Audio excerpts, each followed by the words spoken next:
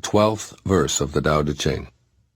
Quote, "The 5 colors blind the eye, the 5 tones deafen the ear, the 5 flavors dull the taste, the chase and the hunt craze people's minds. Wasting energy to obtain rare objects only impedes one's growth. The master observes the world but trusts his inner vision. He allows things to come and go. He prefers what is within to what is without." Unquote. Living with inner conviction.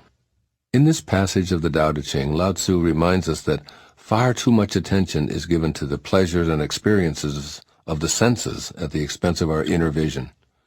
Focusing exclusively on sensory data creates a world of appearances which are ultimately illusions.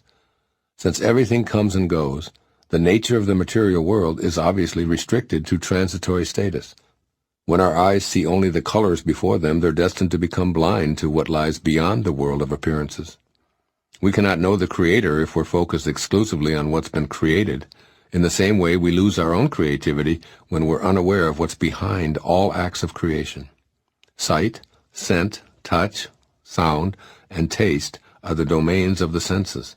If you're locked into a belief that the pursuit of sensory satisfaction is the focus of life, you'll be consumed by what Lao Tzu calls the chase.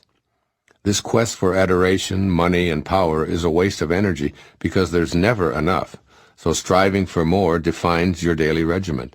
You can't arrive at a place of peace and inner satisfaction when your entire existence is motivated by not having enough.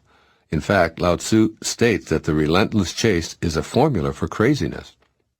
The person who lives according to the way of the Tao is referred to as a sage or a master, an enlightened being observing the world but not identifying exclusively with what's visible, being in the world while simultaneously aware of not being of this world. The master goes within, where inner convictions replace the chase. In silence, sustenance is enjoyed beyond the dictates of the palate. From an inner perspective, nothing more is needed. Aware of his or her infinite nature, the sage has the realization that this is a temporary world of physical appearances, which includes the body that he or she arrived in and will leave in. The master sees the folly of appearances and avoids the seductive lure of acquisitions and fame. I believe that our ancient friend and teacher Lao Tzu wanted to convey these simple truths when he dictated the 12th verse of the Tao Te Ching. First, extend your perspective beyond the sensory level. Your inner conviction knows that a rose is more than a flower, as it offers a pleasant fragrance and velvety petals. Use that knowing to perceive the creative invisible force that brings an intricate blooming miracle from nowhere to now here. Experience the essence of the Creator who allowed this blossoming masterpiece to emerge from a tiny seed.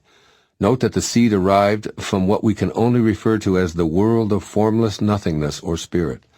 See that spirit animating the colors, the scents, and textures, and look at all of life from a transcendent perspective. You'll be less inclined to join the chase and more inclined to live from the inner conviction that your true essence is not of this world. And second, discontinue pressuring yourself to perpetually accumulate more. Let others be consumed with the chase if they choose to, while you learn to relax. Rather than focusing outward, turn inward. Cultivate awe and appreciation as inner touchstones rather than an outer determination for more adoration and accumulation. When you see a beautiful sight, or hear an enchanting sound, or taste a mouth-watering delicacy, allow yourself to think of the miracle within these sensory pleasures. Be like the master who prefers what is within to what is without. Allow things to come and go without any urgency to become attached to this ephemeral world of comings and goings. Do the Tao now. Plant a seed and cultivate it, observing its inner nature throughout its lifetime. Journal what's within the bud and gaze in awe at what's in that seed that will one day create a flower. Then extend the same awe to yourself and the seed that had you contained inside as well.